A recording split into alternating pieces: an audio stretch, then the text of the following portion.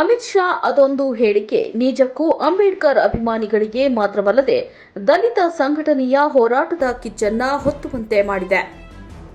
ಅಮಿತ್ ಶಾ ವಿರುದ್ಧ ಹೋರಾಟಕ್ಕೆ ಹುಬ್ಬಳ್ಳಿ ಬಂದ್ ಕರೆ ಕೊಟ್ಟಿದ್ದು ವಾಣಿಜ್ಯನಗರಿ ಹುಬ್ಬಳ್ಳಿಯಲ್ಲಿ ಯಶಸ್ವಿಯಾಗಿದೆ.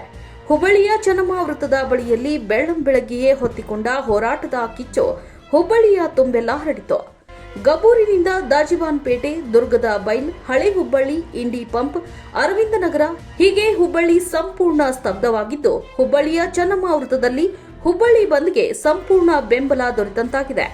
ಈಗಾಗಲೇ ಪೊಲೀಸ್ ಕಮಿಷನರೇಟ್ನಿಂದ 2,000 ಸಿಬ್ಬಂದಿ ನಿಯೋಜನೆ ಮಾಡಲಾಗಿದ್ದು ಕಟ್ಟೆಚ್ಚರ ವಹಿಸಲಾಗಿದೆ.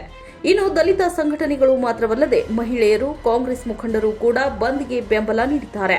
ಟ್ರ್ಯಾಕ್ಟರ್ ಮೂಲಕ ಚೆನ್ನಮ್ಮ ವೃತ್ತಕ್ಕೆ ಬಂದು ಪ್ರತಿಭಟನೆ ನಡೆಸಿದ್ದಾರೆ.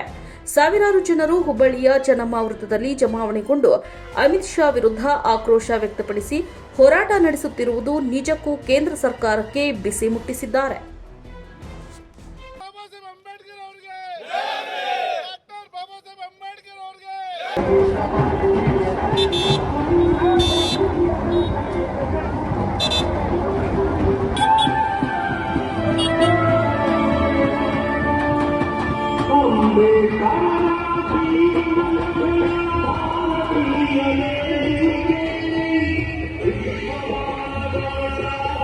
ನೀವು ನೋಡ್ತಿದ್ದೀರಾ, ಇದು ನ್ಯೂಸ್ 88 ಕನ್ನಡ, ಸುದ್ದಿಯ ಜೊತೆ ಸದಾ ನಿಮ್ಮೊಂದಿಗೆ.